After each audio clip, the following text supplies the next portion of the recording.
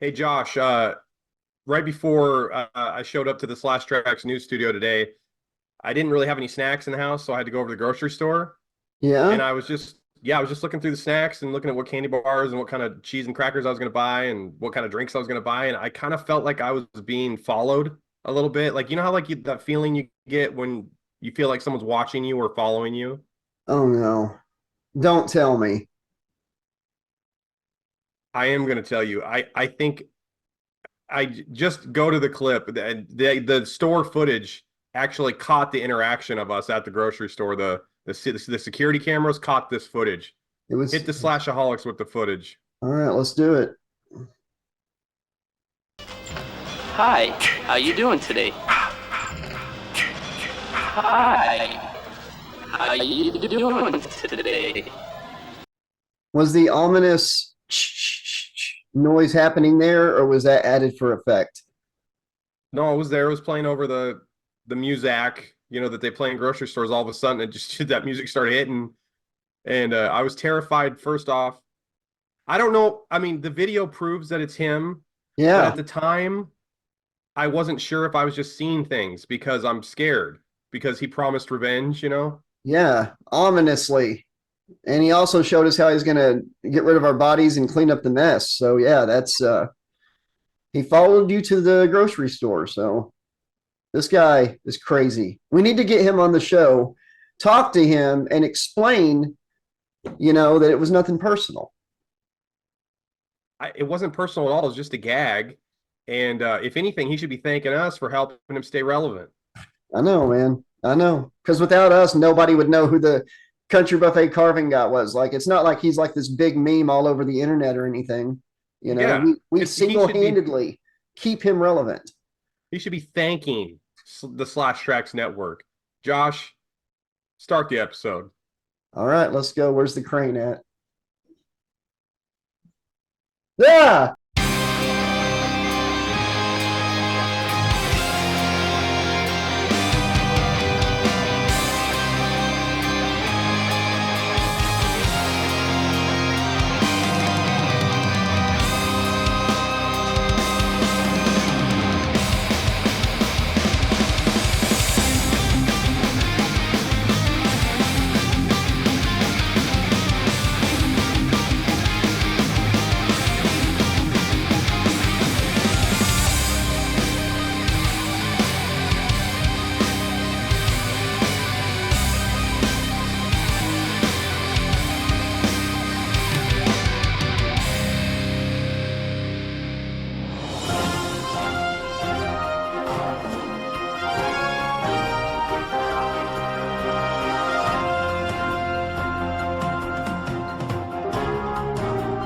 Good evening, Slashaholics, and welcome to episode number 33 of Slash Trax Action News.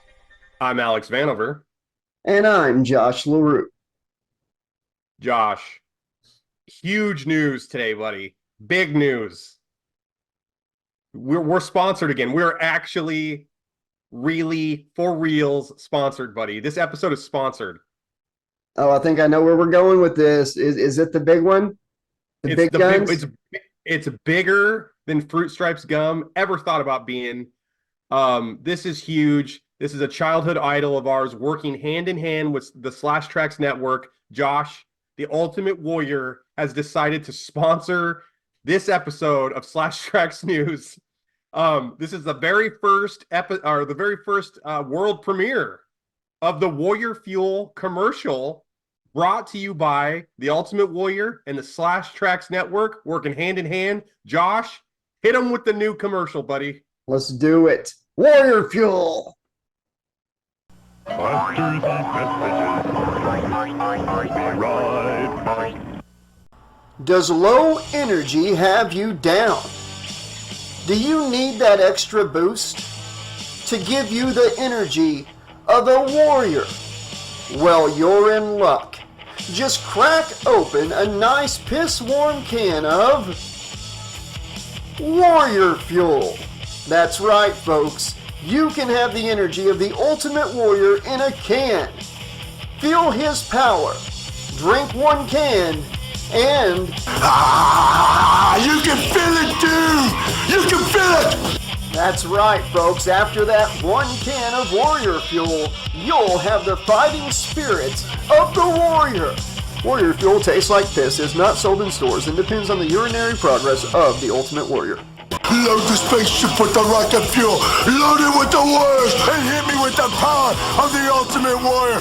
Overconsumption of Warrior Fuel may cause side effects. Shut the power makes the skies rumble and the earth shake. Where nightmares are the best part of my day. I live for anger and frustration. The power of the warriors will become the 8th wonder of the world.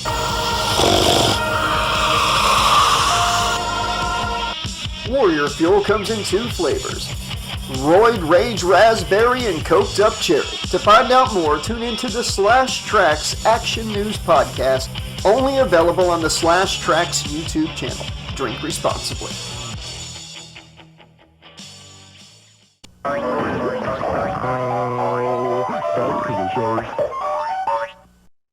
Yeah, man. Warrior Fuel. I mean, the dude went from falling on his ass to looking like Bruce Lee, kicking a bunch of people's butt. People's like dropping their glasses. Like, who is that warrior, man?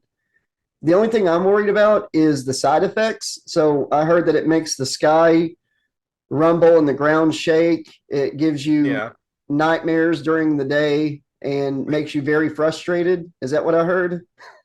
He lives for anger and frustration. Okay. I don't know if that means that if he has a Warrior Fuel, it calms him down, or if it just makes it worse. I don't know. To me, it sounded like he was saying, if you drink this, just beware. The sky's going to rumble. The ground's going to shake. You're going to have nightmares during the day and be very frustrated. Yeah. And also, Slashaholics, if you have a can of Warrior Fuel, be prepared to main event a WrestleMania, okay? Because it's going to happen. And probably a Halloween Havoc. One may go a little bit better than the other one. I'm just saying. You might even get a flame thrown close to your face, but not quite in your face. Yeah, you might even get a Harvey Whippleman flashbulb flame in your face from the Hulkster. The Hulkster, for you Slashaholics, what Josh is talking about, I think he's talking about Halloween Havoc 98. Yeah. The rematch between the Warrior and Hogan, where Hogan tried to throw a fireball in the Warrior's face, but the fireball just blew up Hogan's face and like burned his eyebrows off. Tony Schiavone, my God, he tried to blind that man. Warrior's like, ah! I know Jim's like, what do? I know, I'll just act crazy. Hey, that's huge news. I'm super excited. We finally have a sponsor. Ultimate Warrior has always been a stand-up guy in his business dealings with the WWF, WWE, WCW. I am fully confident that the money he promised us is going to hit the bank, the Slash Trax Network bank, and we will be on a vacation together, Josh, with our families, probably sometime next month. But all thanks to the Warrior. And Warrior Fuel, hit us up. And, while you're hitting us up for Warrior Fuel at slashtrax2020@gmail.com, why don't you check out our Patreon at patreon.com// 80 Slasher Librarian, cameo.com / Slash Trax Network. Get a $10 cameo video from us. And you can also donate to the channel through PayPal or Cash App. All the information is on the screen and in the description below. We can't monetize the channel, so we depend on you guys and gals to keep this party rocking. It takes more than Warrior Fuel. Well, for now, but who knows with the way sales have been going. But Josh, when we do get our cameos coming in and people are requesting it, if you want me to give you a cameo as Macho Man or Vince McMahon or anybody that you like me impersonating on the show, I could be Jesse the Body, I could be Arnold, I will do that. I am not above doing that. So if you want a cameo for me in character, I'll do it. Okay? How about that? There you go. And any character from any book. I've actually done one for some random Final Destination character. So the sky's the limit. Hey, speaking of Final Destination, I talked to Jeffrey Reddick today on Twitter. And we're going to get into this in horror news later on in the show, but they had finished the first day of filming for Final Destination 6 yesterday. Wow. So they have their first day of filming in the can for the new Final Destination film. And then I said, hey, Jeffrey, Josh and I are actually talking about this on the new episode of Slash Trax we're recording. And he like retweeted it or reposted it or whatever the hell Elon Musk says it is now. And so he retweeted my tweet to him. So he's familiar with it. But we're just putting it back in your minds that Jeffrey Reddick told us that he's going to do Getting Sidetracked with us when the filming is done. Yes. So they just started filming yesterday. So everything's pointing in the right direction. And Mark Patton is going to still do an interview with us. He got COVID about a month or so ago. And after he got over it, he's just been really unwell, just under the weather. And I think there's some other stuff going on that he's dealing with.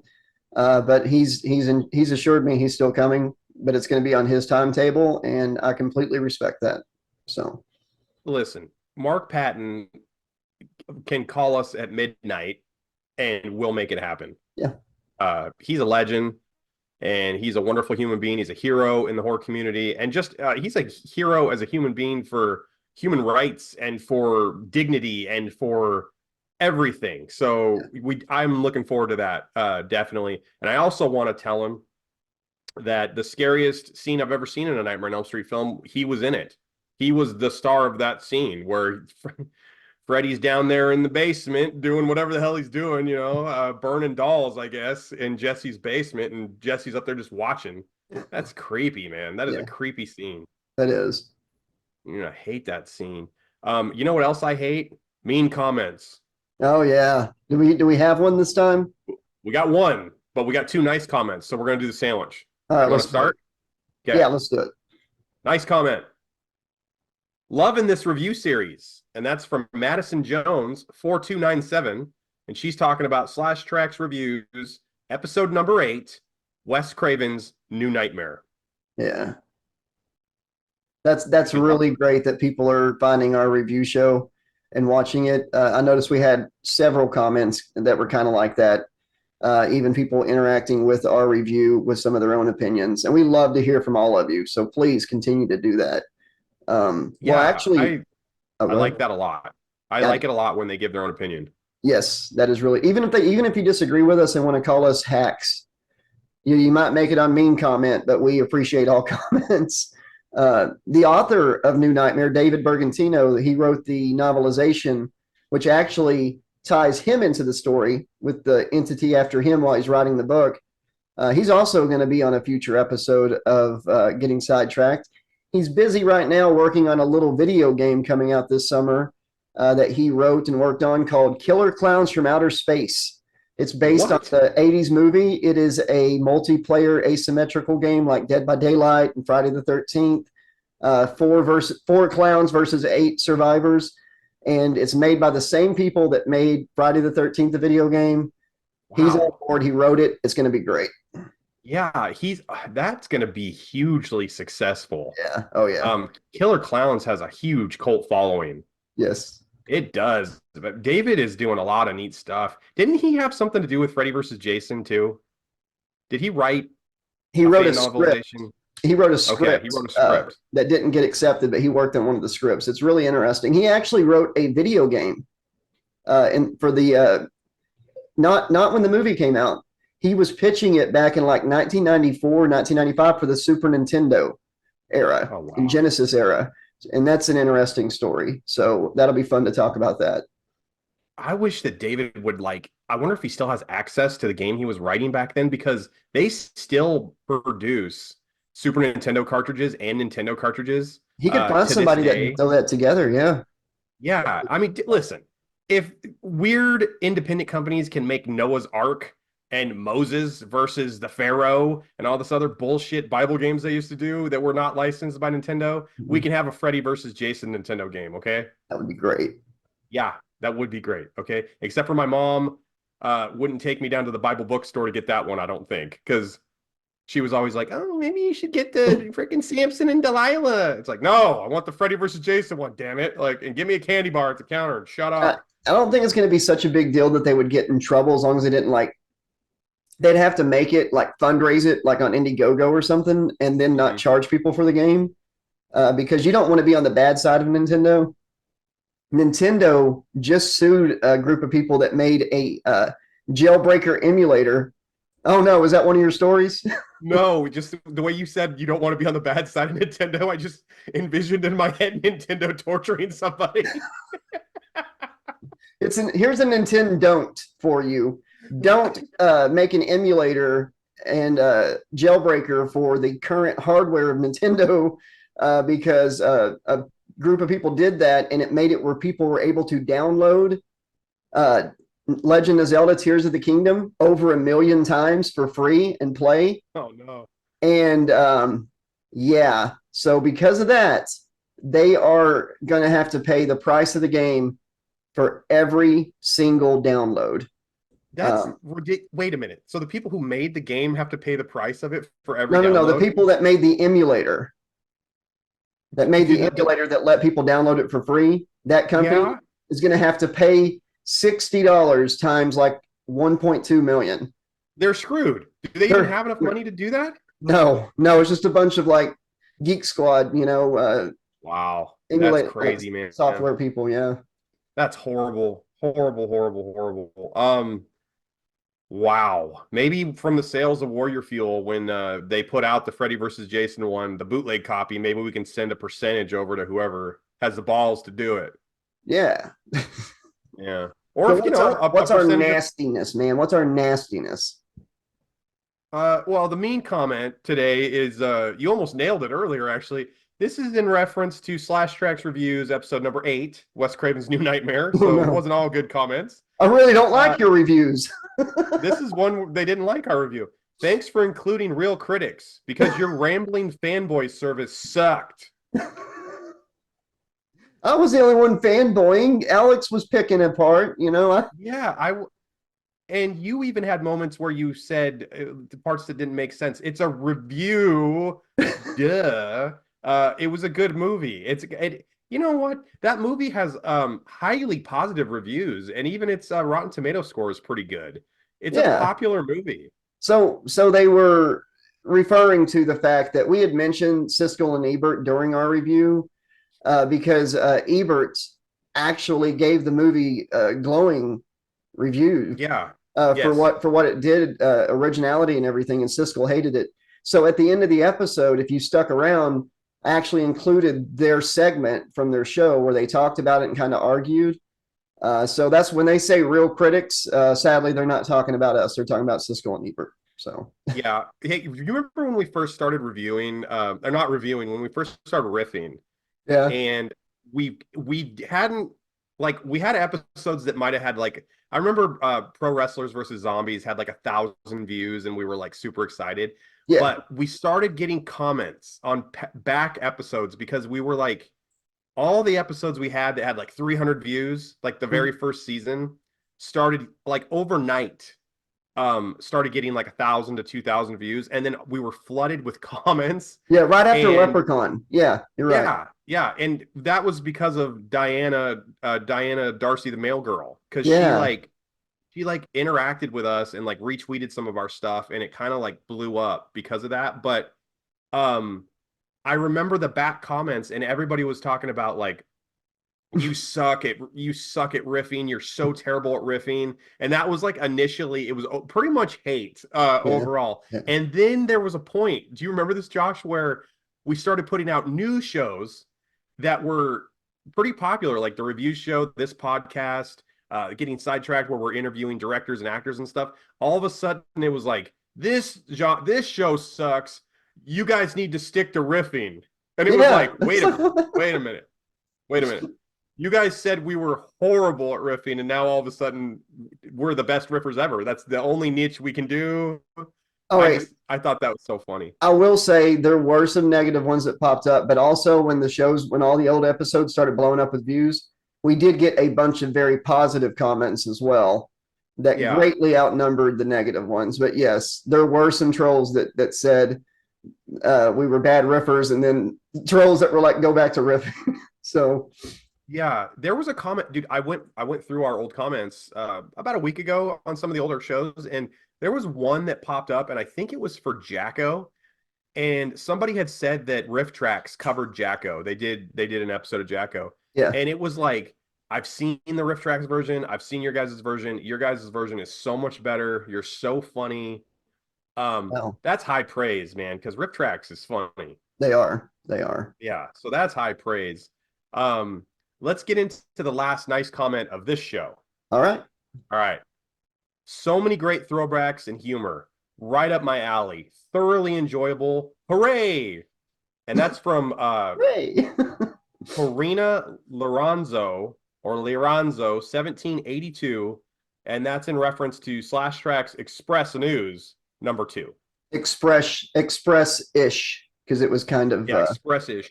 over an hour. Yeah, so we will she be digs the pumping show out some format. express episodes, though, right? Like, trust us, there'll be some shorter express episodes in the future.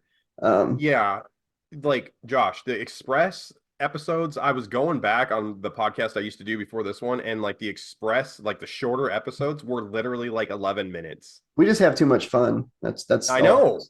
I know it is. There's too many like things, layers of inside jokes we have now that we can't shut up. Exactly. Uh, But that was a let's get into great. some fun. that- Oh, go ahead. Go ahead. I was going to say that was a really great comment, and we appreciate it. Please keep commenting, everybody. We love to interact with you in the comment section, and you never know when your comment's going to pop up in a future episode. All right, Josh, you ready to get into some fun facts? Let's do it. I'm going to keep zip. Go ahead. Don't keep those lips zipped. You're part of the show, baby. You're a huge part. All right. Yeah. What do we got? Grab yourself a Warrior Fuel, put a seatbelt on, get ready to buckle up, baby. Make sure your socks are on because they're about ready to get knocked off. All right. Here we go. In 1777, Josh, George Washington temporarily stopped the Revolutionary War to return a lost dog to its owner, who happened to be a British general. Wow. That's the kind of respect, even for your enemies and stuff, like I would like to see come back. And I'm not going to get political on this, man. That's a really cool story. Even in, I'm not getting into a deep dive of politics. I just want to go back to like 2008. There was a debate between Barack, or not a debate, but it was a town hall with John McCain. And somebody took the microphone and said, "Mr. McCain, we love you, and we'll never vote for the other guy because he's a." She said like a derogatory term for a Muslim. And McCain took the microphone from her, got on the microphone and said, no, we're not going to do that. I know him. He's a very good man, family man. I want to see more of what you're talking about with this story, because we don't have that anymore, obviously. But the fact that this war is going on, returns a dog to the enemy. That's just amazing. That was really cool that you told. I've never heard that. So thank you. It's when I saw that fun fact when I was doing research for the episode, I just envisioned when Dumb and Dumber, when Jim Carrey, Harry and Lloyd they're like, he's all time out, like where they're like slapping each other, aren't they, or hitting each other? Yes. He's like, time out. That's just what I envisioned in my head. I don't know why. It's awesome. I wish there was more of that. So yeah, that's why I always say be excellent to each other. That's a real that's not just words. Do it. If you like that one, you're gonna like this one a lot more. So Okay.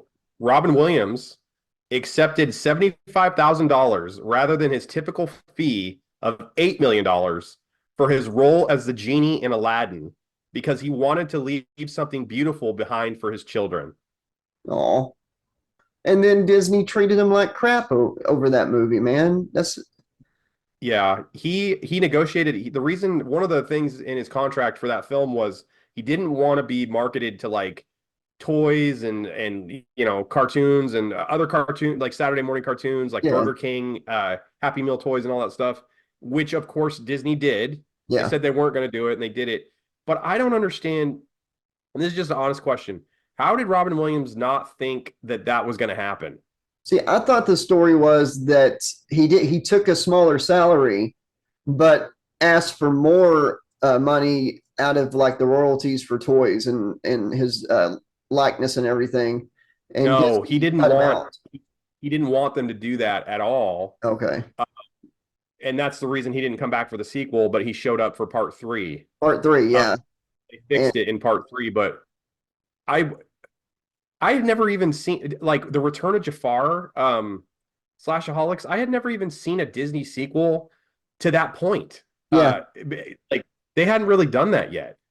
Man, Aladdin's a whole can of worms for me because Jafar, my favorite moment, because I've always been kind of a heel, not just in wrestling, but just kind of a heel psyche, you know. I'd be a villain probably before a hero if we were living in the world like that. And Jafar is the only Disney villain that has done a reprise of the hero's song. You know, he did Prince Ali at the end when he's like revealing that Aladdin or Prince Ali is just Aladdin. You know, Yeah. Prince Ali turns out to be merely Aladdin.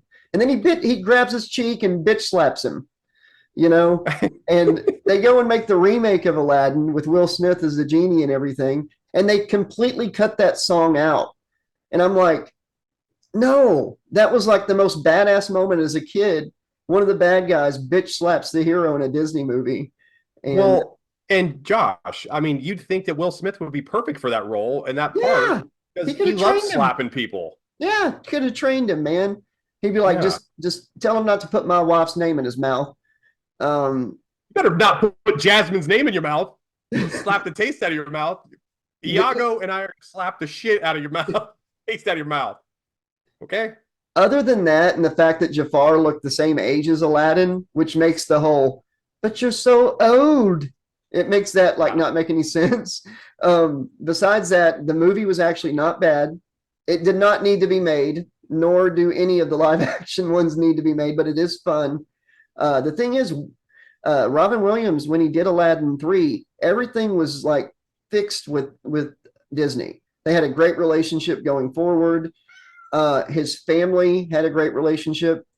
I wish that they could have worked out some type of deal since we lost Robin, because you know good and well if Robin had not passed in 2014, he would have been the live action genie in Yes. the remake. Yeah, I agree with you if he was healthy enough because he was suffering from the early stages of Lewy body dementia. Yeah. But yes, he would have. If he was still, you know, had his faculties. But the thing is, there is over 6 hours of unused genie dialogue that he recorded for the 2 movies. And they totally, if his family would have been okay with it, could have done like a CG thing with all, because they had all those lines, they could have made it work. I know I'm living in a dream world here, but nobody is ever going to be the genie. Sorry, Will Smith, you were good, but Robin's the best. Even in Return of Jafar and Aladdin, the cartoon TV series, it was like Dan Castellaneta, the guy that voices Homer Simpson. Yeah, Homer voiced him. I was about to say voiced a lot of characters on The Simpsons, but yeah. So they I was gonna say Robin Williams. This is real quick before our next fun fact, but you know we're talking about how they like possibly could have did something else with Robin Williams, like in the live action Aladdin. But this is what was actually happening. They were gonna try to do a Mrs. Doubtfire Part 2. And he died, unfortunately, before it could actually happen. There's a video on YouTube. I don't remember who made it or anything, but I watched it. And the person who wrote or directed the original Mrs. Doubtfire, like it was going to happen. Like Robin Williams was on board to do it. It would have been he had great. a TV show there at the end too that got canceled just a few months before he died. Yeah, it was like called The Crazy Ones or The Lucky Ones or The Wild One. I can't. With Sarah Michelle Gellar. I watched it. He was at his peak Robin Williams in this character. It was like a advertising company. Mm-hmm. It was like a Mad Men, but like sitcom. It didn't have a laugh track, so it was kind of office-like, but it was really good. Like I actually really enjoyed it, and I think that that show being canceled might have led to some of his depression and stuff he's dealing with his diagnosis. But yeah, I think cool to see more. Yeah, I think professionally his career was slowing down quite a bit at that point. Plus his health was not good, which led to ultimately what happened with Robin. R.I.P. Robin Williams, because I love Robin Williams. And quick shout out to his daughter Zelda. I just saw Lisa Frankenstein in the theater last weekend, and she directed the film, and it was a lot of fun. and it was really colorful. And it, like, I'm being serious right now, Josh. They could make a Nightmare on Elm Street film and have Zelda Williams direct it and like film it, and I would believe that it was in the 80s. She did that good of a job. Yeah. And she, by the way, there's interviews. She's a fan of Nightmare on Elm Street. She's a fan of horror movies. Awesome. You can also. So Go ahead. I want Zelda Williams to do a Nightmare on Elm Street movie in the future, but go ahead. That would be awesome. Yes, please. And if anybody wants to see her namesake, why Robin named her Zelda, go to YouTube and type in Robin Williams Zelda commercial. Him and his daughter did multiple commercials for Nintendo whenever they would release a Zelda game. Mm-hmm. And it's him and his daughter playing Zelda together. He was a big Legend of Zelda fan, which is awesome. So yeah, he was a big video game guy. Josh, fun fact number 3. Dinosaur farts were one of the largest contributed factors to climate change 250 million years ago, according to scientists. Wow. I was not aware that we had built a time machine to investigate something like that yet. That's crazy. Like who invented the time machine to go back in time and actually study that firsthand to know for a fact? Who, dude, if the dinosaur farts did I'm contribute an asshole. to climate change with their farts, how much did those farts smell? Because if they were that powerful to affect the climate, you know, and it's such a harsh ice age way, what was that like? There's no denying it. Like the Brontosaurus is like, I didn't do it, man. Like the fucking Stegosaurus did it. And the Stegosaurus is like, fuck you, dude. All you eat is plants all day long. Like a herd of them pull the whole, and they're in a tight herd grazing, you know, and one of them pulls the whole elevator thing. It wasn't me. Couple velociraptors at the feet of the Brontosaurus. Some fucking T-Rex is in the back shitting itself. The It's Great getting Valley. colder and colder. The Great Valley was not so great, probably. In Land Before Time, there's probably a deleted song out there from one of those movies, you know, about their Littlefoot farts or something. So, well, dinosaurs. Remember Not the Mama dinosaurs? Yeah. Well, what actually happened was, you know, when the baby would say "not the mama," is because the dad would try to blame his farts on the mom, and the baby would be like, "Not the mama." Dad joke there. Let's get into the last fun fact of the episode. Okay. Ants have social networks just like humans, but instead of exchanging information through words, they vomit into each other's mouths. So they have Some humans do that. Well, they do whenever, kind of like that, the human centipede. Sounds like they have a little more decency than us. No, that's disgusting. So the ants, let's see, the ants go marching 3 by 3. The little one stops to puke on me. I don't know. The one ant says to the other ant, "Hey, come here. Do you want to know a secret?" And the other ant's like, "Fuck no. No, I'm good. I'm good, dog. I'm fine. I don't need to know anything. I'm fine. I'm just going to continue looking for breadcrumbs and sugar. You can vomit it in someone else's mouth. Thank you very much." Wait, does one puke in the other one's mouth and go, "Oh my God, I'm so tired of hearing about ant politics"? Or, you know, you're not supposed to bring up religion in my mouth. And what if it's a really good meme? Do they go puke in their buddy's mouth over and over all day like we do on Instagram and send each other reels all day? You know, I don't know. That. And Vince McMahon is watching the ants, and he's like, that ant's gonna puke. All right, Josh, we need people to write it into slashtrax2020@gmail.com like they did this week, so we can get more who would win scenarios, would you rather scenarios, and Dear Slashy questions. Okay. We do not have a Dear Slashy for this episode because we didn't get a question, but we did, Josh, get a who would win and a would you rather, and they're from Slashaholics, and we're going to get into them right now. Let's do it. Okay.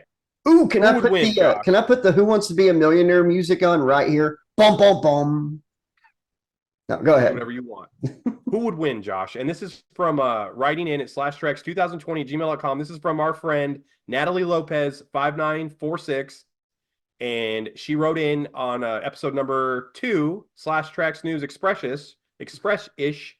She says, Josh, Alex, who's going to win? Heath Ledger's Joker or Cesar Romero's Joker? Depends on how evil Cesar Romero wants to get, and how many of those little shitty 4th of July smoke bomb color things he can get a hold of that they always had on Batman, the smoke color. No, it's Heath Ledger by a mile. He'd probably put Heath Ledger's Joker in a trap that he could, have like 30 minutes to get out of, and he would leave him alone and leave with all the tools for his escape right there. I don't know. Heath Ledger's not fucking Jigsaw. He's the Joker. He's not like, ooh, the Joker. Ooh. You know what I always thought about the Cesar Romero Joker, even as a child, Josh? I always was distracted because I could see his mustache underneath the makeup. Yeah, he did not want to shave that fucker. He did not want to shave it. It was distracting. He's got like clown makeup over his mustache. It was so obvious. That was his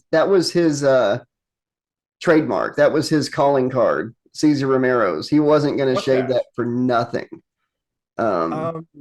Josh, I couldn't agree with you more. And this, by the way, this is the first time we've ever agreed on who would win. I 100% agree with you, and it wouldn't even be much of a fight. Heath Ledger would throw his face into a pencil. He would probably just straight up shoot him. He'd slit his throat. He'd be dead quickly because Cesar Romero would be like, "Oh, I didn't see that," and he's dead. Like before he could even. Come on, dude. Even Heath Ledger's Joker be like, "Why not serious?" Yeah, like why so campy? No, dude, Cesar Romero's dead. Hey, Cesar Romero is the GOAT, people, though. Like, he was an amazing Joker. Childhood would not have been the same without watching reruns of Batman 66 with Cesar Romero, Frank Gorshin, all of them. Just great stuff. Yeah, hey, man, 66 Batman's so popular that they redid comic books today. And they're making toys of it still. I mean, still extremely popular. There's 2 full-length animated features that they put out before Adam West passed, with Adam West and Burt Ward playing Batman and Robin. Now, they're a lot of fun, and the second one introduces Two-Face to the series because he was never in the series. Instead, they made up a character named Falseface that ended up being in the comics at some point.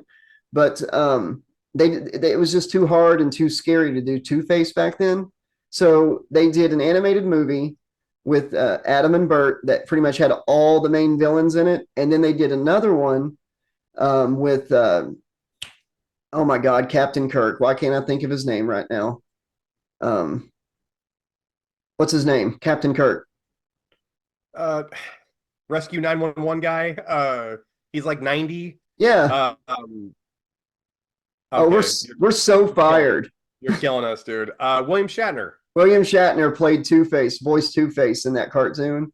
The only downside to those 2 cartoons is Adam West at this point was like playing Mayor West so much and stuff that he pretty much voiced Batman and Bruce Wayne in the cartoon movie identically. But if you go back and watch Batman 66, there's an episode where the commissioner and the other guy, Lieutenant or whatever, O'Hare, put the phones together because they need Bruce Wayne to talk to Batman. And you see Bruce, like Adam West, and he does so good switching back and forth that people in the comments were saying this scene should be the audition for anybody that plays Batman. Can I actually put that clip into the episode? It would be really cool. And then I'll shut up about Batman. Do it. So here's the clip. We'll jump after it's over. We'll jump into the next thing. Rest in peace, Bright Knight. We miss you. Here's the clip.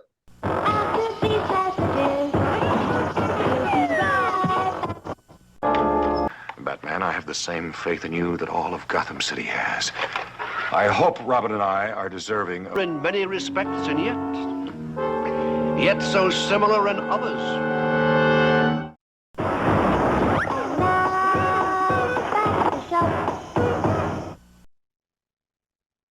Josh, we got a really, really solid would you rather today. Okay. All right. Simone Cratu 5901 wrote into us at slashtrax2020 @gmail.com. She said, Josh, Alex, would you rather be ruler of the world or the leader of a worldwide cult? Ooh. It's a Ooh. weird one. Okay, I'm gonna go into villain mode here, and I'm gonna Of look course at you this. are. Well, I'm gonna look at it not as like me as I am, but like if I wanted power, Mhm. even for nefarious reasons, which one would I pick? If I'm ruler of the world, I'm going to constantly have people second guessing me, trying to rise up against me, Trying to kill questioning you. everything I do. I'm going to have the whole fucking world to deal with. But if I'm the leader of a worldwide cult, that means I'm pretty much worshipped by my followers and they're worldwide. I would have like soldiers worldwide pretty much to do my bidding. Nefarious, looking at it nefariously, I would take that kind of power over the kind of power that would constantly be questioned. If you're the worldwide leader of a cult, you're probably going to be having a lot of sex with your followers because every documentary I've ever watched, that's pretty much what they do is have sex with their followers. Waco, Nexium, all those guys, they're like, listen, God told me that I'm the only one that the females in this organization could sleep with, and I Oh, have to God. share my essence with the female followers. So I would be doing the world a disservice by not, doing the deed. Now, I'm going to say the opposite. I would rather be the leader of the world because if I'm the leader of the entire world, I have like basically everything at my disposal. And if you're going to have a couple ass kissers, right? So they're just going to be in charge. They're going to be like my familiars. Like, just pretend like I'm a vampire. They're going to have my back, right? You're going Yeah. to have a couple people that want to latch on. It's a lot of pressure either way, but I feel like the leaders of cults always end up in prison forever. Or dead in a freaking shootout. So I don't know that there's ever been a worldwide leader ever. So I'll attempt it. I'll go that route. I will attempt to do that. How You're about going to that? go with leader of the world? Yes. And you know what? Our favorite wrestler, friend of the show, Sid Vicious rules the world. So maybe I could get some advice, Sid, Yeah. on how to do things. How to roll the world without snapping your ankle. But yeah. His press conference as ruler of the world. I know that I have half the brain that all you do. Talk to the whole world. Yes. Oh Josh, my God. let's get in to sports. Okay. All right. I'm going to start us off with one story real quick. It's a fun fact, but I'm excited today, Slashaholics, because Josh, who hates sports, actually found a sports story for us. I don't hate sports. I'm just ignorant to sports. I don't know about how many touchdowns you can get in baseball or 3-point shots in football. Oh wait, no, I know more than that. I'm kidding. I just don't know a lot about the teams and stuff, and the Bat Boys or whatever. This is what I'm here for. I'm here to help you. All right. Here's the learning tree. Step on under it, baby. Come on. Here's my wing. Get underneath it. Cock-a-doodle-doo, son. All right, check this out. San Diego Padres legend, Tony Gwynn, okay? He's probably one of the best pure hitters since Ted Williams. Maybe, but he didn't hit for power. Tony Gwynn did not hit for power. He was like Ichiro Suzuki. A lot of base hits. Could not strike this guy out, okay? Amazing. Tony Gwynn could have gone 0 for 1,100 to end his career and still finished above 300 as a hitter. So if you hit 300 for your career, Josh, and you played for any length of time, you're probably going to the Hall of Fame. He could have went 0 for 1,100 to end his career and probably still went to the Hall of Fame. That's how good he was. That's ridiculous, man. That is crazy. That's insane. It is insane. 0 for 1,100? That's I don't even see how that's. I don't either. How's that humanly possible? I don't know. He didn't. He obviously didn't. But just the math that's how good he was that he could. The math ain't mathing. It's insane, dude. You know what else is insane? You found a sports story, Josh. Bring it to the table, baby. I'm ready. I'm sitting here getting blinded by my light here. All right. I want to My say essence. It's my essence.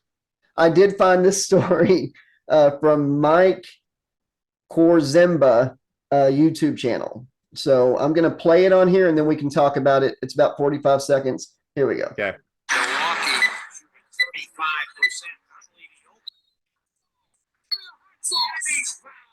Cause a young Giannis to lose his mind and attack a Bulls player? Well, back in 2015, the Bulls humiliated the Bucks in the playoffs when the notorious Mike Dunleavy rubbed things in with his dirty play, as in an elimination Game 6. Chicago not only won by 54 points, the fourth worst loss in NBA history at the time, but earlier Dunleavy had become the Bucks' enemy when he punched Michael Carter Williams in the face on a drive to the basket. And while the Bulls did take the series, sometimes revenge takes time, as not only would the Bucks beat the Bulls 14 straight times between 2018 and 2022, but Michael Carter Williams also got revenge that very night. So as they ran through the screen, frustration after. Yep. So he got revenge, man, in 2022. Rushed through, bam. Does that happen a lot in sports? Are there a lot of blood feuds like that where they get revenge on each other? Maybe in the 80s and 70s, but not in the 2010s, 2020s basketball, because you'll be tossed out of the game. First of all, Dunleavy, if Slashaholics, you should see this clip. He punches Michael Carter Williams right in the face. One of the dirtiest plays I've ever seen. And Giannis Antetokounmpo later on goes through Michael Dunleavy's chest, like full on, ran through his fucking chest and flung him into the stands. And the guy who talked about this story that Josh found said that it ended Dunleavy's career because of that. You know, he did that dirty play, so Antetokounmpo ran through his chest. It kind of did end his career. It didn't end it that night. Yeah. But the Bulls ended up losing 14 straight times to the Bucks. And then also Dunleavy just kind of like disappeared from the league. He wasn't really relevant at all a year or two later, and he was gone. He was teaching high school or something or playing overseas. He was gone. I'll tell you what. You start doing shit like that, punching people in the face. And if anybody watches the NBA, Giannis Antetokounmpo is a former MVP. He's won the championship a couple years back. He's probably top 3 NBA basketball player today, like as far as like, he's really, really good. And if he would have ran through his chest right now, as opposed to in 2016, he probably would have killed Mike Dunleavy. Because you remember that photo I told you to look at of Giannis now? Yeah, he's jacked. He's built like He-Man. He is so, they call him the Greek Freak. He is a specimen. He is a stud. Great story, Josh. That's great, dude. He burst through kind of stuff. He burst through dude's chest like a baby alien, brother. I was just gonna say, like a face hugger, just right through his chest. He fucked him up. Yeah, whenever I found that story, I was like, oh my God, I found a sports story, you know, and I don't know a lot about it, but I thought that was interesting enough. And but yeah, let's see what you've got on deck. And on deck is a baseball reference. So it's crazy that you said that because Josh, and this is a sports story that you're gonna love, and I know you're gonna love it because I found it and I knew you'd like it. So how about this? On February 20th, 1992, over 32 years ago, Josh, Fox broadcasts for the very first time Homer at the bat. So The Simpsons had the episode where Mr. Burns had a softball game bet with a rival businessman in town, and Mr. Burns brought in ringers for his softball team. Mr. Burns, man, he is like the greatest of all time TV villains. I tried watching it recently, and his voice sounds a lot different. I don't know if the original voice guy passed or what, but no, it's that the guy who's doing the original voice is turning into Mr. Burns' age. He's old, man. That show's been on for 50 fucking years. What season was it again? 92. So that's got to be like season 3, season 4, or something like that. Okay. that episode holds up today. Like back then, he goes. So Homer was dominating. Homer was the star of the team, Yeah. and Mr. Burns is like, well, I've got this huge bet. I've got to go get ringers. So he goes and gets like King Griffey Jr., Jose Canseco, Daryl Strawberry, Steve Sachs, freaking Ozzie Smith, all these Don Mattingly, all these legends. And throughout the course of the episode, random fluke accidents start happening to each player. Like King Griffey Jr. accidentally swallows a bottle of some shit where he gets giganticism. Jose Canseco's like keeps going by burning buildings and he's like saving people, but like he's caught up trying to save people the entire episode. So he's like, and then like the only person left at the end of this episode is Daryl Strawberry. Okay. Okay. That's the only one left. So Homer gets to play again, finally. Yeah. Well, Daryl Strawberry during the championship game was like 9 for 9 with 9 home runs. Okay. And Mr. Burns is like, I'm gonna pinch hit for Strawberry. So he puts Homer in, and Homer doesn't hit a home run to win the game. He gets beamed, like I think right in the head. And the Springfield nuclear power plant ends up winning because the bases were loaded. So Homer was the hero, but kind of in a different way than he was earlier in the show. But that is like the most funny, wonderful episode ever to me because I love sports and I love The Simpsons. And that episode is phenomenal, dude. My whole knowledge of Jose Canseco before this story, and you tell me about him being in a Simpsons one, was Liar Liar when Jim Carrey's like, I'm supposed to be Jose Canseco. We're going to take your glove and we're going to put a ball in it and we're going to tie a big rubber band around it. Great gift, Dad. Weren't you the one that told me that sent me a thing about there being a deleted scene from Liar Liar where they're at a WCW pay-per-view? Yeah. Okay, Yes. yeah, that was pretty cool. That's pretty cool. And in Liar Liar Slashaholics, here's a fun fact. During the end scene where Jim Carrey's at the airport and he reunites with Max, if you look in the background, you can see Fire Marshal Bill. Jim Carrey is playing Fire Marshal Bill in the background. That's awesome. I'll have to check that out. A little fun fact right there. Yeah. Let me show you something. Let's get into wrestling, Josh. Okay. So sad news, by the way. Virgil, Mike Jones passed away since we last recorded an episode. Yeah. So RIP to Mike Jones. Virgil, he was also in WCW. Wasn't he Vincent in WCW because they were like naming him after Vince McMahon? Well, that's the funny thing. He was named Virgil as a jab by Vince McMahon, a jab to Dusty Rhodes. Yeah. And then Vincent as a jab from Eric Bischoff to Vince McMahon. So he was always like a petty, he wasn't petty, but like his namesake was always kind of a petty jab at somebody else. But inside joke in the business.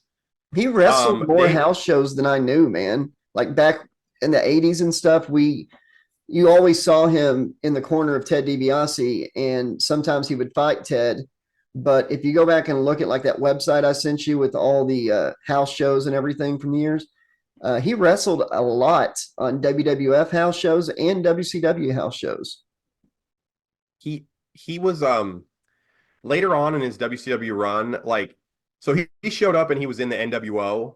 They brought him in to be at the side of Ted DiBiase, but later on he was part of the West Texas Rednecks or East Texas Rednecks with Mr. Perfect, and they had that song "Rap Is Crap." Yeah, I loved them. That was great. Yeah, Virgil's name was Curly Bill or something because he was bald, right? That was the joke. But what's funny is what is so funny, listener viewers. The West Texas Rednecks, it was Kurt Hennig, Duncan Jr., and another guy. They were supposed to be heels, okay? They were supposed to be the guys that were like against hip hop and rap and young people and all that. So they got Master P to come in, and they had a group called the No Limit Soldiers, and it was like they were going to have this big angle with like Rey Mysterio and Kidman and all them teaming up with Master P to go up against the West Texas Rednecks. And Rey Mysterio and Master P and all them were supposed to be the faces. But a lot of WCW was like driven in the South, like Georgia and Florida and stuff like that. So most of the time, depending on where they were, Kurt Henning's team was the one getting cheered, and people were booing the No Limit Soldiers rapping and stuff. So that angle just blew up. It did not go the way they wanted it to. They were like totally forcing that one, which was, Yeah, it was kind a of happy little accident, actually. So you know what's funny about that? Sometimes the audience knows better than the people writing the shit. Yeah. Like it's like, no, we like this. This is good. Especially Go with this more. Yeah, especially with Roman Reigns and stuff, for a few years there. It's like the crowd knew it wasn't his time yet, and they didn't want it shoved down their throat. They wanted Bray Wyatt and stuff like that. Kind of like now, they really dictated the way things went with Cody and The Rock and all that. But yeah, so what's our next story? Well, I want to piggyback off that real quick. So like with Roman Reigns, Roman Reigns back in the day, when they were trying to force them down our throats, it was like Vince McMahon was like an ant. He was like trying to vomit in our mouths and make us like it. You're going to like this, Roman Reigns. Goddamn. Open your mouth. I'm going to vomit the Shield right in your mouth. Yeah. Oh, you like that? Oh, I got a lot of other weird shit I do, but this is what I'm doing right now. Yeah. Vince McMahon. Yeah. Oh, my God. Speaking of McMahon, hey, speaking of me, I got a story about me. Yeah. Okay. Vince McMahon, this week, actually, a couple days ago, Josh, sold $412 million worth of his TKO stock. So his WWE stock sold $412 million worth of it. The sale comprised of 5.3 million shares worth. He still owns about 15 million shares. And last November, he sold 8.4 million shares for $670.7 million last November. So he's still got 15 million shares left, which means he's got another, almost $1 billion coming his way. Wow. And do you think he's gearing up for a legal defense, Josh, or is he what's he selling all this stuff for? He might be taking the money and running, or a legal defense, or a buddy of his just happens to owe $500,000 right now and hasn't been able to come up with the money. It could be that. No, I think he's getting ready for heading out, and retiring somewhere where they don't extradite. I really do, because his charges are very serious. Yeah. And I don't even think Human rich and powerful. Huh? Sex trafficking. Yeah. Yeah. I do see him running and disappearing. I can see that. So it's like the craziest, like Vince McMahon is basically made of Teflon. And you know what I think is crazy about this whole situation? It's like, all these other stories are coming out, and I've heard a lot of them. The Reader Chatterton thing, where he allegedly essayed the female referee, and the Owen Hart thing. Like, I know it was an accident, but WWE did not do. They wanted him to be released quickly, so they went with quickness and price over Owen Hart's life, and like maybe the show not looking quite as clean when he's rappelled down from the ceiling. Yep. There's just a lot of stuff coming out now about like Vince McMahon, the way he behaved with other female talent and stuff. It's super convenient that like all these people knew about it before. It's like the rats are jumping off the ship. It's like, if you knew this stuff before, you're how come people complicit. weren't screaming it at the top of their lungs? They just let him get away with this shit for decades. That means they're complicit, in my opinion. Yeah. Here's the crazy thing. If you rewind back to a way earlier episode of this podcast, folks, we talked about Vince McMahon, and I talked about how a lot of wrestlers died suspiciously over the years. Mm-hmm.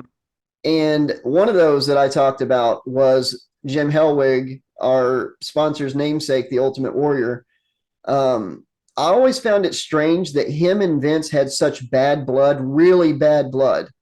And if you watch the behind the scenes of when he showed back up for the Hall of Fame and WrestleMania and Raw, Vince was just as happy as can be, smile on his face, hugging him, shaking his hand. I'm telling you right now, all it would take is like a small prick of something, like a little tack or something with poison on it, something like that. Warrior got sick. You watched the behind the scenes thing over that weekend. he gets like sweatier and paler, even whenever he's just talking to people. He looks out of breath. And within 2 days of Mania, he drops dead. And now there's rumors going around that Vince may have been behind that and certain things like that. I saw that. So I saw that Slashaholics, there's like it's alleged. It's not alleged. Obviously not confirmed. There's rumors going around that Vince might have poisoned the Ultimate Warrior, which I don't know what I don't know what kind of. The only thing I could possibly think of is like, okay, I've got Warrior here and he's under contract. So if I get rid of him, then I have the intellectual property forever. Yep. Without having to deal with go through yeah. Yeah, I never have to go through a legal situation with this guy ever again. I own his intellectual property, and I can put it on T-shirts and lunchboxes and Warrior Fuel and whatever else, you know. I don't know. And he had been running Vince down and a lot of wrestlers down big time in his shoot interviews. So yeah, it's just really sad though, because he gave a copy of The Little Engine That Could to Vince. Yeah. Because he said he looked at Vince like a dad, and Vince had like encouraged him back in the day and brought up The Little Engine That Could. And he wrote like a little note in there to Vince, and he had Linda McMahon induct him into the Hall of Fame. And it was because he always looked to her like a maternal figure, and she didn't even realize it, you know? So if this is true, that is really effed up. But I see, yeah, it's like, it is kind of like mafia. I've seen other wrestlers die where it makes no sense, you know. I'm not going to say the name of CB, but that one now, there might have been some stuff going on behind the scenes there. There's just so many crazy things where wrestlers pass on Vince's watch after pissing him off or when they had bad blood. So I don't know. Alleged, but if he's capable of sex trafficking and all that and covering up an SA, just saying. It's just like it's like the mafia, because it's like he's like welcoming it's all in the mafia. They would say it's always the person you least expect. It's like the person who's hugging you and kissing you on the cheek that kills you. Yep. And it's like just really convenient. The timing, I don't know, man. I really hope that's not what happened. Because Vince McMahon, I mean, he contributed so much to the business, but at the same time, he took so much away from the business because there were so many territories that were thriving before he started his worldwide expansion. And, you know, he screwed a lot of people over. Vince McMahon is world famous for agreeing to financial deals and making one payment and then just deciding he doesn't want to pay anymore. He's also petty. He is one of the most petty people in history. What were you about to say? Well, the whole reason we're even talking about Vince McMahon being done with is because he had an NDA with Janelle Grant, the girl who blew the lid off this whole thing. Yeah. He made $1 million payment and then just decided not to make any the next two payments. And she's like, well, screw that.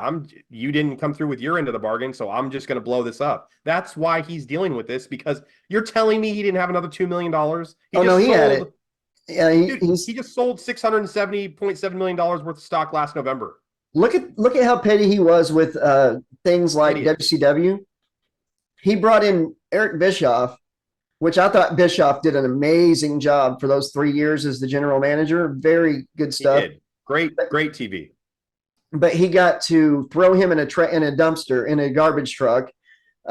He brought in WCW just to bury it and tank it. You know, he brought in Sting to WrestleMania, and there was no reason to put Triple H over on Sting. No reason whatsoever. Yeah, there was. So Triple H could get a win over WCW's biggest star. That's what I'm saying. Petty again. That's what that was all about. It was all about pettiness. So if he's that petty, that sniveling of a jerk, and that capable of doing the horrible things that he's being alleged of, and has a lot of people witnesses on it, then I think he's capable of going even further. So, by the way, I was at. Is Sting on the menu? He is. He is the next story. I was at that match. I was at Santa Clara. I was at that WrestleMania. It was WrestleMania 31 Sweet. for that match. Yeah, Sting's entrance was sweet. I also got to see Bray Wyatt versus The Undertaker. That was awesome. Got to see The Rock. Got to see NWO. Scott Hall was there. I even think I saw Bret Hart on the big screen. He was there. He wasn't actually in the ring. Yeah. I want to say Roddy Piper was there. Was it before 2014? It was like 2013. It was Okay, like, so it was right before he passed. or no, you know what? I have to fact check myself. I was there. Brett and Ric Flair were on the screen. It was like an Intercontinental Champion thing. I don't know if Roddy Piper was there. It was WrestleMania 31. He might not have been there. X-Pac should have come out with the NWO as 6, you know, and then halfway through the match, rip off his NWO shirt and it's got DX on it. Because he was literally in both. So, yeah. Man, when the NWO came out and Hogan came out with Scott Hall and Kevin Nash, crowd went crazy. Oh, yeah. And then when DX came out, crowd went crazy. That was a great show. Oh, you didn't know? Your ass better call somebody. Woo! Josh, last wrestling story of the show. Sting has wrestled his last match, Josh. Sting and Darby Allin retained their tag titles at AEW Revolution against the Young Bucks. Darby Allin, during the course of the match, I'm sure you've seen it because I sent it to you. Yeah. He did a spot where he went off like 15 feet high. He went off the top rope through a real pane of glass. Yeah. Sting was suplexed through a table off of like a very high spot. Ricky Steamboat showed up. Ric Flair showed up, got in the action. It was a like a no holds barred match, kind of like there was no rules basically. Sting went out by putting one of the Young Bucks in the Scorpion Deathlock. They retained the tag titles, so Sting was actually undefeated in AEW. I think he was like 28-0. Yeah, never lost.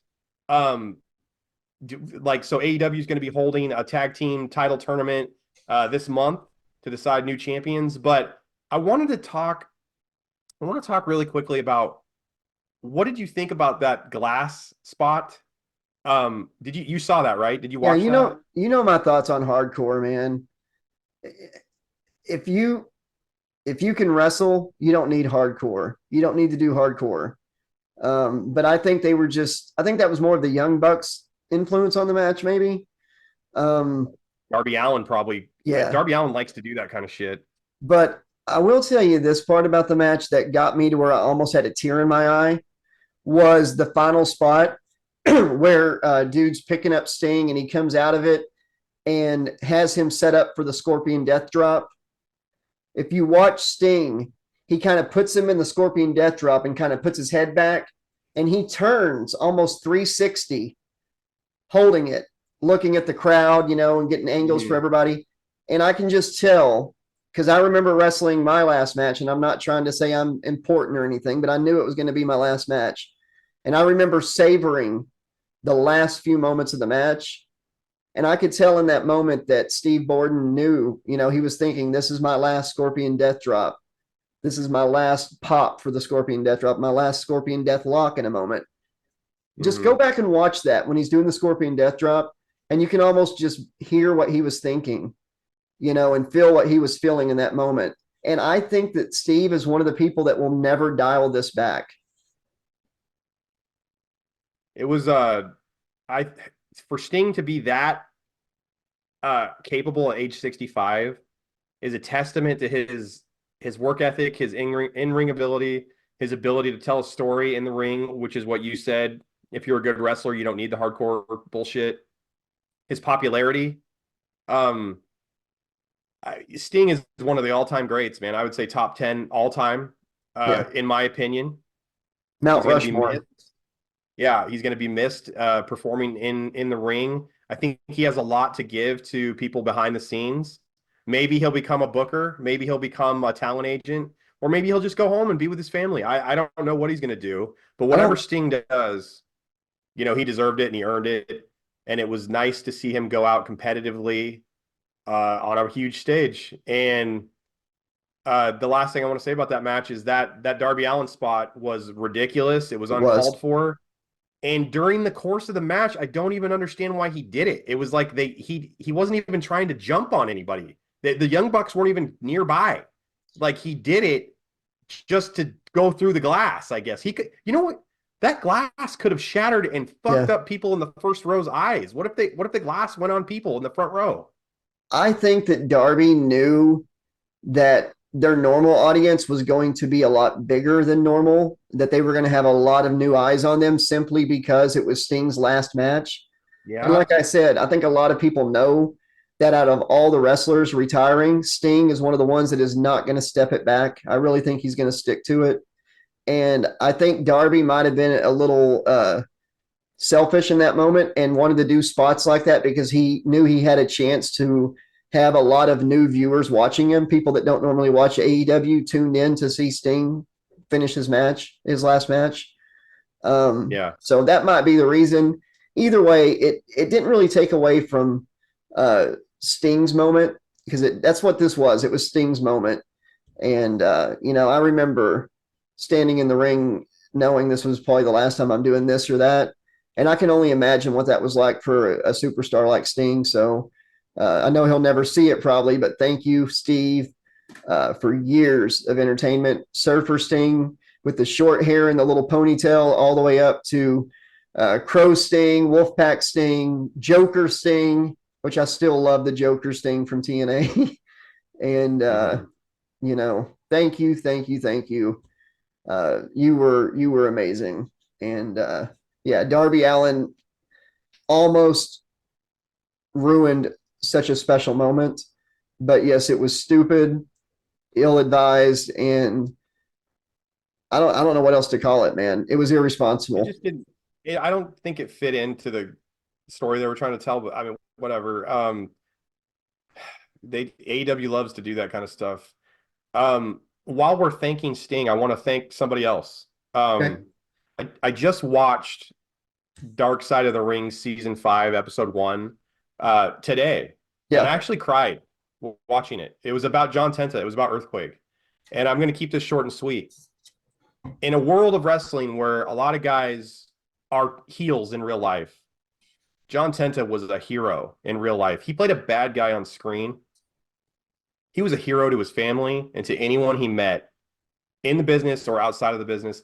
When he wasn't wrestling and he wasn't being used later on in his career, I didn't know this. He worked at a big and tall store selling clothing to put food on the table. He went into retail. He did. Then towards the end of his life, when he discovered he had bladder cancer, he was a truck driver. He was doing everything he could to put food on the table for his 3 kids and his wife. That's amazing. Vince McMahon, who we talked about earlier, made him Golga when he was in the oddities, and they put a mask over him. I understand that it was a job and he was making money off that and stuff, but it's like he could have just had him come back as Earthquake and the fans would have taken him. They brought the Big Boss Man back. They brought, they brought fucking Tatanka back. You're telling me you can't bring back a former 2-time WWF tag team champion who used to main event with Hulk Hogan? And at the time, because he died when he was like 43 or 44 years old, when he came back in 98, he was 7 years younger. He was in his 30s. Yeah. Vince McMahon, nobody showed up to John Tenta's funeral in the business, not one wrestler. Nobody sent flowers. Nobody offered to help his family. I'm going to go on record right now and say that John Tenta was a hero. He actually saved Hulk Hogan's ass, by the way, in a match in Japan because someone was going to shoot on Hulk Hogan in a match. And John Tenta's like, no, you're not going to wrestle that guy. I'm going to wrestle that guy. Hulk Hogan, at the least, should have sent him flowers. Yeah. Should have done something. Some of the boys in the business should have paid their respects. And I don't give a shit that he didn't tell. Like, John Tenta didn't tell people he was sick. But guess what? I feel like if you were keeping in touch with your friends, you'd know that. Or you'd, I don't know. It's a weird business. Should have made a trip to the funeral. They, out of everybody, Shockmaster himself. It feels like in a world where the true good guys are always the ones that are taken from us far too soon. And it's like, I want to dedicate this episode to John Tenta. And in a world where he played a heel all the time, he was a true babyface in real life. So much respect to John Tenta, Earthquake. He made my childhood so amazing when he was feuding with Hulk Hogan, and Hulk Hogan had a hotline, and he really injured. You know, I think he avalanched Hulk Hogan or did the earthquake. He sat on Hogan, and supposedly broke his ribs, and Hogan was out of commission. I believed it. A hotline. It's like, call this hotline number and tell us, give Hogan get well wishes and tell him how much you want him to come back. And they had a letter writing campaign. That was a huge angle, and that wouldn't have got over as big as it did without him. No. Even Yokozuna didn't convince me as much on hurting Hogan, but when Earthquake did it, I cried as a kid. Yeah, it was like a real. It was like, dude, yeah, this is real.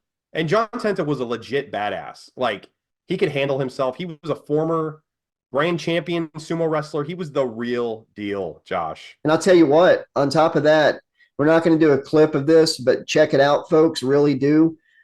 In Japan, I believe, he was in a match against another sumo wrestler, and the other guy went real world with the match. That's where it quits being a work and it becomes real life. And Tenta handled himself. I'm telling you, it's awesome. Look it up. Wrestling Gets Real for John Tenta or Earthquake. I'm sure you'll find it on YouTube. Great stuff. We definitely should. And, you know, there's something else we're going to check in the future. I don't know if you know this, but Hulk Hogan, Coco Beware, and a few others are pitching a video game for the Nintendo Entertainment System. I was going to check in with them later on. We might get that game to sponsor us, so who knows? Yeah. Oh, hey, I heard a little bit of that buzz too. Definitely. I've heard some buzz about that. So we'll look into that. All right, Josh, we're moving on, dude. We're going straight into spooky and horror news. Horror news. Gotcha. Okay, let's do it. Yeah. Chris Gauthier. He played Shaq in Freddy vs. Jason.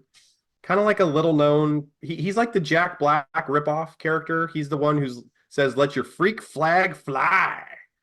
You know, they're having the cornfield rave. You know, he's the one. He's the one who Slashaholics, when he's running through the field away from Jason, he gets the machete through his chest, and you can see that he's holding blood in his mouth before the machete goes through his chest. But he's really well known in the horror community. People like that character. He was also, well, you know what? You get to do voices all the time. This is one I can do. He's also the guy that looks up at Jason and tells him, "Why don't you go find yourself a pig to fuck?" But yeah, corn poke. Yeah, you are not invited. And his fucking head gets twisted off. But my favorite role that he played was the toy man on Smallville. He was in Smallville. He was in a lot of TV shows. He was great. He was a great DC villain. He's actually he had a big storyline when Lex had left the show. Michael Rosenbaum wasn't on there, but they did like a little thing with like his stunt double. They used him for like shots and stuff. And there was a whole thing where the toy maker was helping him behind the scenes and stuff. It was just really cool. He made a great villain on that show.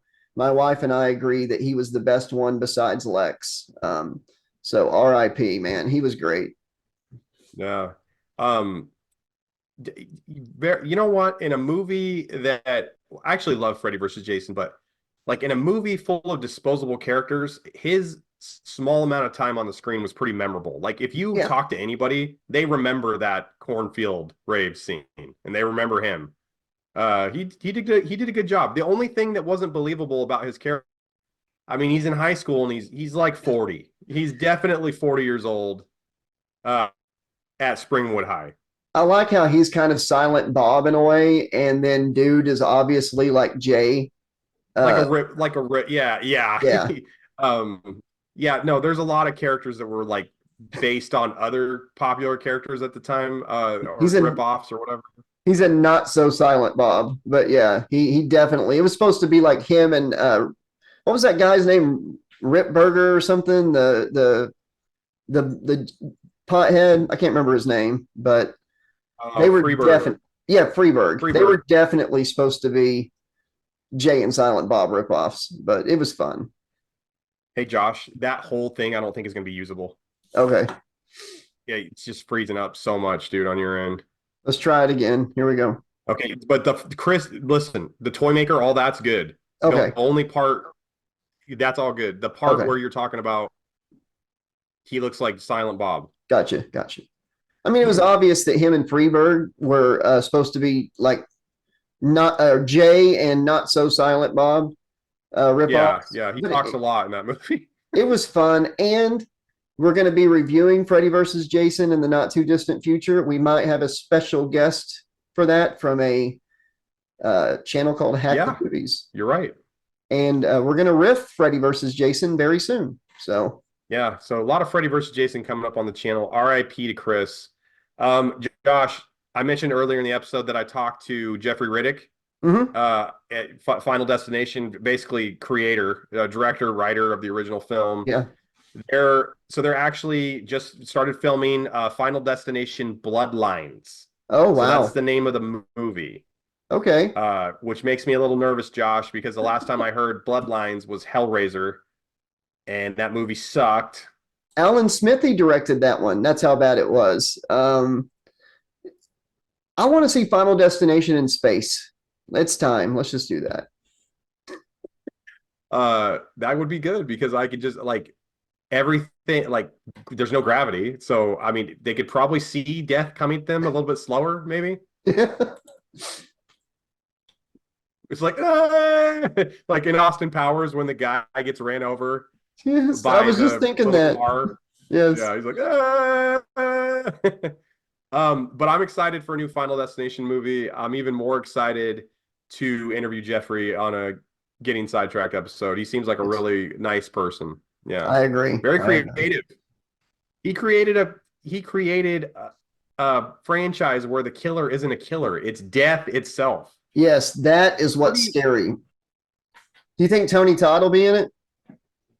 I don't know if he'll be in it, but I mean, if he is in it, like the Mortician again or a cameo, I would like to find out he is Death, or he is somebody that cheated Death as like a teenager or young adult, and he's just constantly been, feeding people to death to stay alive.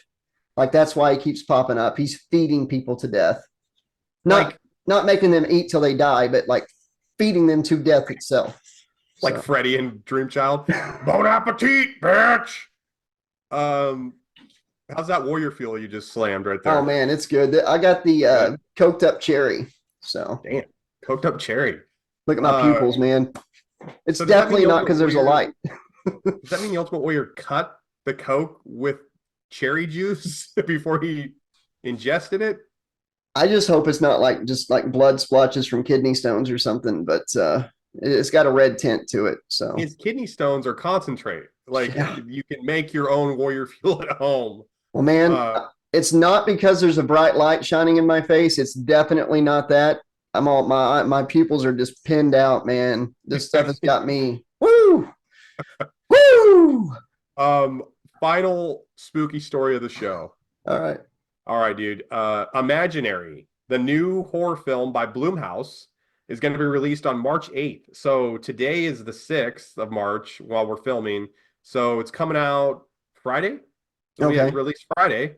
It's about a woman who returns to her childhood home to discover that the imaginary friend she left behind is very real and very unhappy that she abandoned him as a child.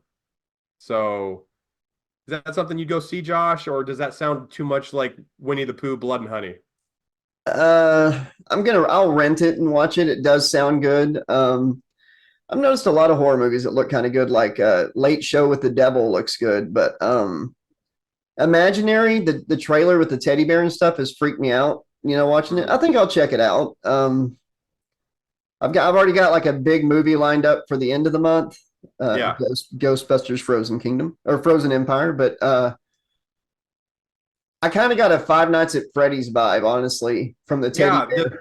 The way that it looks with the bear. Yeah, definitely. Well, it's from Blumhouse, and Blumhouse it kind of has a PG-13 vibe going on. They're trying to get as many butts in the seats as possible. Yeah. They've been really successful. I saw a side story that Blumhouse is still trying to get the rights to Friday the 13th. Sweet. They're still attempting to do it, but Friday the 13th / Holics is in legal hell. Victor Miller and Sean Cunningham are just being shits. They're not doing the fans any service. They're both heels in this situation, in my opinion. Fans want to see a movie, and the more you argue over who has the rights to it, the less money you're going to make. Yep. You're not getting any younger, okay? They're going to be Final Destination at some point. Death is coming. I mean, they're not young anymore. No offense, right? Exactly. Let's get some more movies out. And in the meantime, if you're a Jason fan that wants like an original story that was never in the movies, there's like 10 books on the channel that are completely original tie-in books. They're not novelizations. They're not just books of the movies. They're complete new environments for Jason. Like one is he escapes from hell and comes to Earth with a bunch of serial killers. There's one where he gets thrown on an island with a bunch of death row inmates in like a Stone Cold Steve Austin, The Condemned scenario reality show. There's some cool stuff. There's a series of books where his mask possesses people with the spirit of him. And I'm going to actually write a short novella, original Friday the 13th story that includes some trioxin in there. But we need a movie. We do need a movie, but you can get a Jason fix on the channel as well. If they do a movie, would you like it to be a legacy sequel? Maybe bring back Tommy, like Corey Feldman, or ignore part two. I can't ignore part two. I was gonna say bring Alice back, but no, I think Tommy or Tina would be a good comeback. I don't want Corey Feldman to play Tommy Jarvis because he wouldn't fit the role, and I don't picture Tommy Jarvis wanting to dance because Corey Feldman would be trying to negotiate some sort of a performance, like where he's singing or dancing in the film. He's the comeback king. Comeback king. Comeback king. Actually, you know what, Josh? Hit the Slashaholics with the comeback king real quick. The one where nobody claps along. Hit it up. Oh, let's do it. I'm the comeback king. I am missing nothing. If you're going to swing, you better make it sting. Cause I'm the comeback king. I'm the comeback king. Yeah, I don't want Michael Jackson light versus Jason Voorhees. I want Tom Matthews, who actually respects the part and gives everything he can to the part, to play Tommy Jarvis. Yes, thank you very much. I agree. Josh, let's get into headlines, buddy, to end the show. Right, let's do it. All right, man. Pet parrot goes missing for 4 years. Returns home speaking Spanish. He went on vacation. He went down to the beach down in Mexico. Dude, I'd love to see what was going on for 4 years. So apparently, Josh, a British parrot named Nigel flew away from his home in California in 2010. Okay. He was found 4 years later speaking fluent Spanish and calling out or asking for someone named Larry. Wait, he's speaking Spanish and he's asking for Larry? So Lorenzo. Yeah. Spanish, Larry is in Spanish. I love parrots, man. The ringnecks are just adorable. I would love to have one, but I like to sleep. That's a great story. That's great. And I've got cats too, so I don't know how good that would go over. Well, I just love the idea that this bird lived a whole nother life. Yeah. And this bird learned Spanish better than I did as a freshman in high school. Like, I struggled with foreign languages in high school. I had like 3 years to piece together the 2-year requirement for graduation. I had a 10 in Spanish, man, because I put my Spanish name on my final test. Like, that's it. You got a 10, like a 10 out of 100? Yes, an F. Yeah. Yeah. I wasn't very good at foreign languages. I don't know. I wasn't very good at any. Like, I had Spanish first class of the morning, And I remember any class I had first off was I did terribly in. Didn't matter if it was Spanish or PE or whatever, because I would stay up late watching movies or wrestling. Monday Night Raw, fuck Tuesday. I am ruined Tuesday morning. Like, I'm not getting, my grades are gonna suck. So any class before 9 o'clock, I was worthless. Yeah, Tuesdays suck because I would watch Nitro and record Raw and then watch Raw after. So 4 hours of content you got to consume, and that's back in the day, Slashaholics, when there was really no internet. Like, there's no YouTube. You don't catch it then, you're not catching it.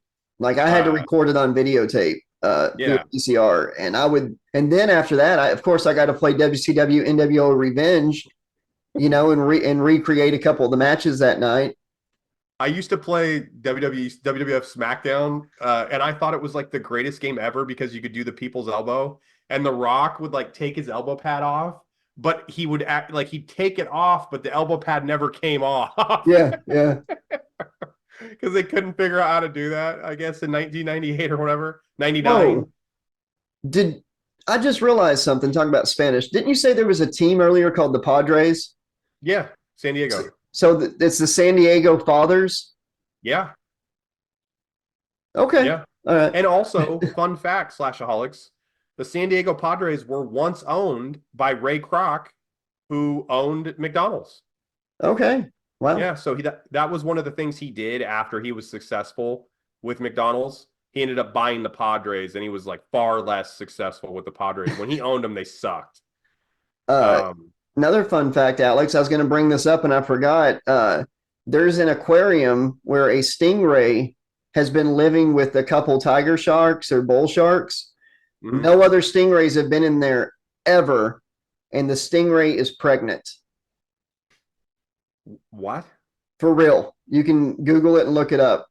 So this is going to be interesting. Either we've got the like Jesus stingray, the Jesus of stingrays about to be born, or we're going to have a crossbreed. So that's crazy. I've heard of animals, and I can't remember exactly what animal it was or whatever. I've heard of animals where, like, if there wasn't another mate available, like certain animals could actually self-impregnate. Yeah, it's asexual, but this form is very rare, very, very rare for this type of stingray to do that, they said. Okay. So we're going to find out when it's born, though. That's still crazy regardless, you know. Yeah, that is crazy. That's nuts. And God, here's another nuts story, Josh, to end the show. All right. In 2019, a U.S. postal worker from California, so we're going back to California again, previously claimed that she could not lift her mail bag or mail trays on her route.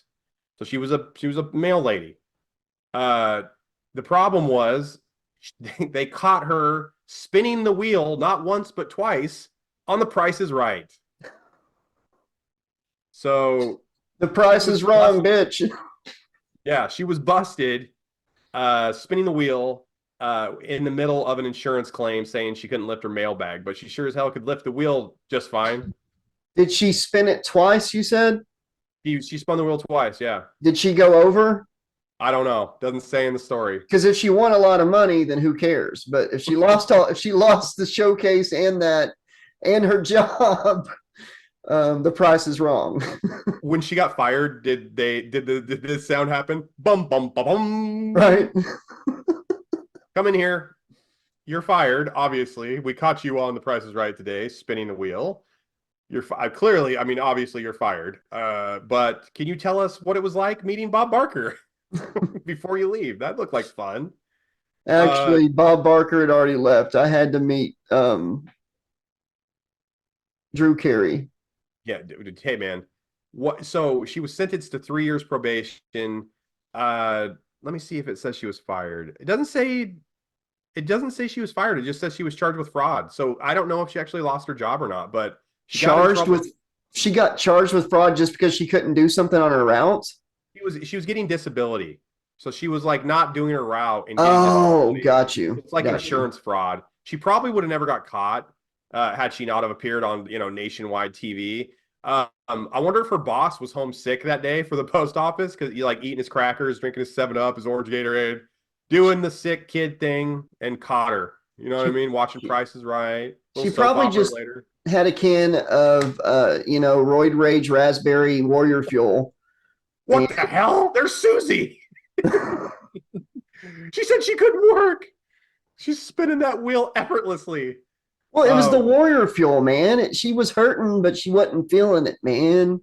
Yeah. No, that would really piss me off if I was somebody's boss and they couldn't do that. And then, or what if you were even like covering her route? You know, post office workers, like mail carriers, work their ass off. yes, So they do.